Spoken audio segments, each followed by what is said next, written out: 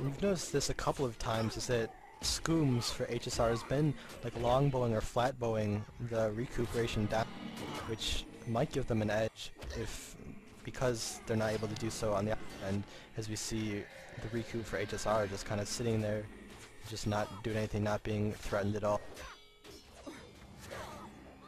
I'm seeing a lot of interrupts being thrown at Lily, the Necro for Yawn. Do you think that's a good thing to be throwing your interrupts at the Necro as opposed to the Monks and the Ranger? Yeah, I've really never been a fan of that, as we see like another warrior go down for... It's just kind of... The Necro is so efficient no matter what skills he's pushing that like an interrupt on one of them isn't really going to do much. Whereas, you know, you get a good interrupt on a Monk, a D-shot, and RC, and I mean that's going to be a lot of trouble. They seem to be having a hard time getting that warrior up. Maybe they're out of 6. I don't know, as we see a pact about to Death go Pact up. right now on Scooms. Scoom, And he got it off. he does get it up. It looks like they're going to be taking quite a bit of pressure here. Honestly, the Ellie took a lot of damage and had to burn a lot of energy on Distortion and got their Fire Tomb interrupted, so we're having to see them Mind Blast Warriors to get their energy back. And now they are completely down on flags again too, as Yawn just overcapped HSR. So...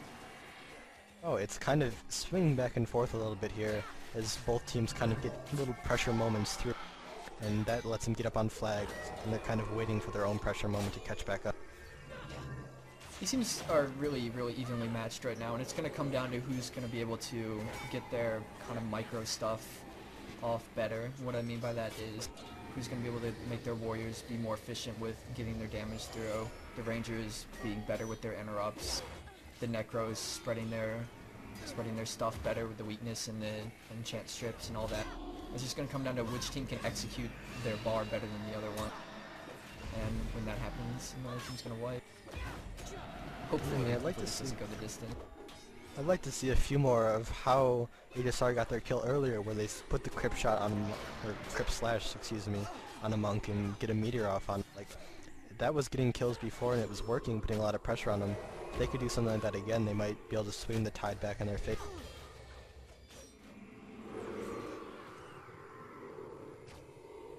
You just talked about hoping it doesn't go the distance, though, hoping it doesn't go 28 minutes.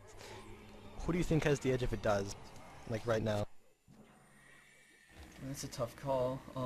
I think it's whichever team makes the proper play to get their damage over there. I mean, Fire Ellies are so good at getting more damage, and we're seeing actually a Fire Ellie split right now for Husaria pull.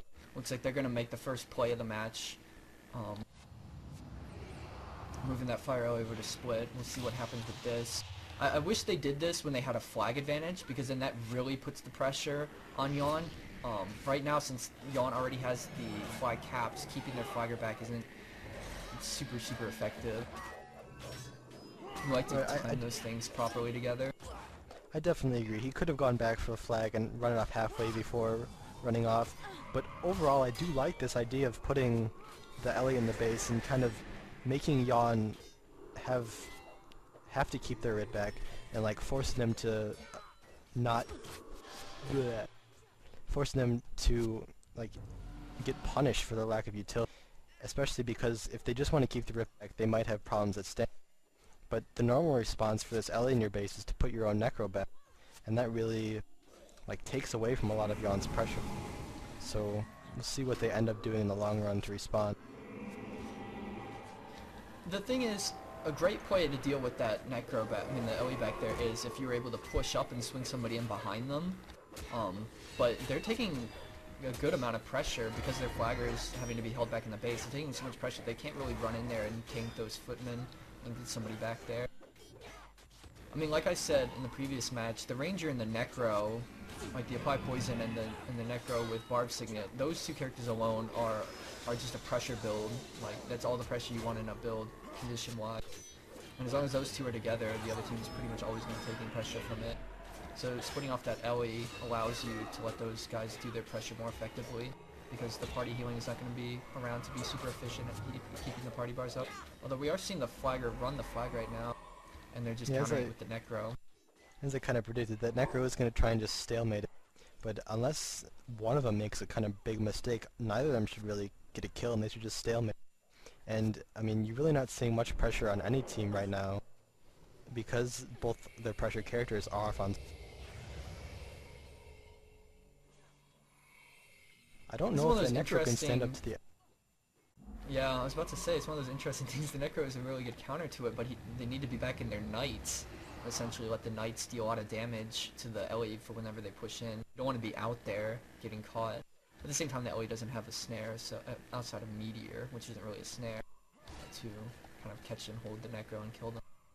Yeah, last match we saw the Necro for Derry have Blood Renewal, a self-heal, but it doesn't appear that the Necro for Yawn has that Blood Renewal, so he can't really keep himself alive. He's kind of reliant upon the Knights protecting him from this fire. Looks like Yawn So they're in a battle right now, but the Ellie's just able to move away.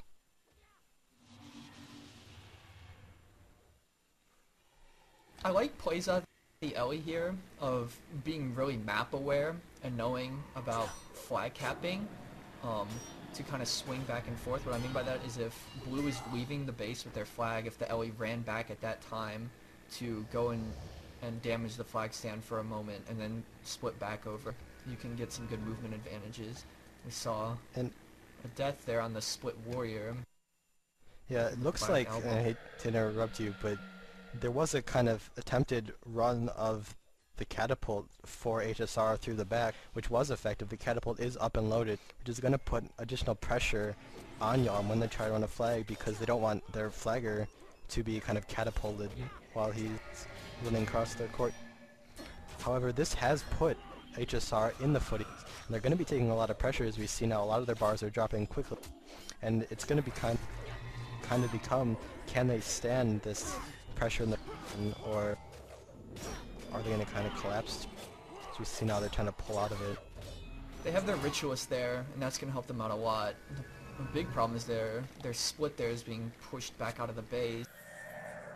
Oh wow, Ada pinned down Redux like the Antidote Signet. That's very unfortunate for him. The Necros looks like he might take him down. Yeah, he died for. It was kind of careless on their part to be caught like. There's really no reason they had to engage and get caught, but he was looks like trying, I think, to get in range for Protective was Kale Eye from the flagger, but all that did was make him take Archer damage. I mean, that Archer up there, really, that's the only place in the map he can hit.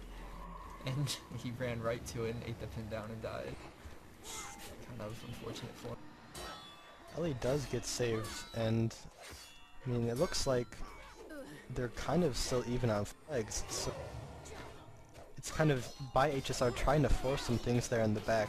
They have taken like a little bit of a disadvantage here in my opinion. Like they took a needless death and they haven't really gained anything for it.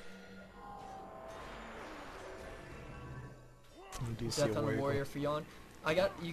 This is when the big elephant in the room enters, and what I mean by that is the tiebreaker.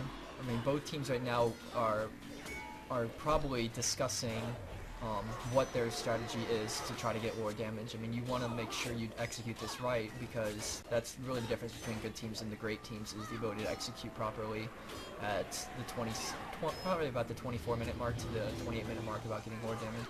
However, Yawn is just dying on their front line right now, and that's really bad going into the tiebreaker, because you want your warriors to be able to do a lot of damage, and if they just happen to die easily trying to get war damage, it's going to hurt them.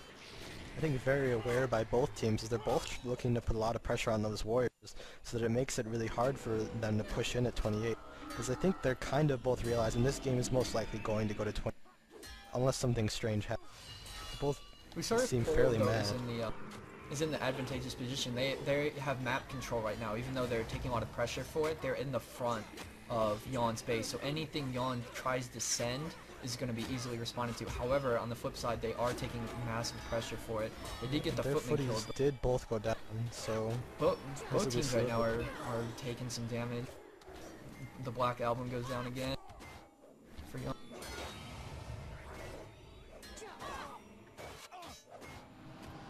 And now it really looks like who's going to stabilize first, because both these teams are taking a lot of pressure. It looks like Yawn's going to be falling back as their warrior is going to bait. but they can't really fall back together because, you know, they got the catapult right there, and if they, and Felix Kasparov is right there on it, ready to drop the catapult on anybody. So we're seeing the warrior for Husariapol, for Yawn, who just rezzed, he's gonna go right out the side right away, try to alleviate some pressure off his team. Yeah, Yawn's really kind of stuck between a rock and a hard place where they don't really want to stay because they're taking some pressure, but if they fall back, they're going to get catapulted and they're going to team wipe. So they really don't have a choice but to stand here and kind of take it, and they look like they might take death.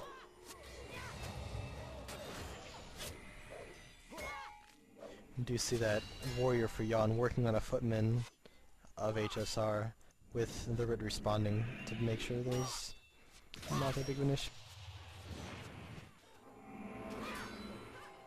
If you're Yawn right now, Tom, what is your plan to try to get this lore damage? Because they're trapped right now and they're taking deaths. They have to make a play. What's their play in mind right now? I mean, they're in a really tough place at this point. I think if they can pull off this fall back, which they're gonna be a monked out and 2 monked out. But I do see they did have to play that, take that risk. You're asking what you think they have to do to get in this game. I think they really did need to kind of regroup and get back in their own. But obviously they did try that and pay the price for it. So they're really in a difficult situation where you have to kind of take that risk and to stabilize yourself in your base. But you can get punished by a monk wipe like they did. Yeah, the big thing right now, Husariapol immediately jump on the NPCs because lore damage is based on, you need if you can get ward damage is based on how many NPCs they have, and if you outnumber them. So they need to kill these knights right away. However, they're not. They're just kind of retreating. I do not like this. That was a definite time that they needed to kill those knights. It looks like they're playing rather safe, which, I mean, maybe too safe in some regard. But they did have an LA and a Rit out back. They do have a couple people trying to follow the warrior out front, just to kind of corral and make sure that Yawn doesn't do anything tricky, doesn't try and make a break for the Lord and pull off a gank that right now shouldn't happen because HSR is so far in the...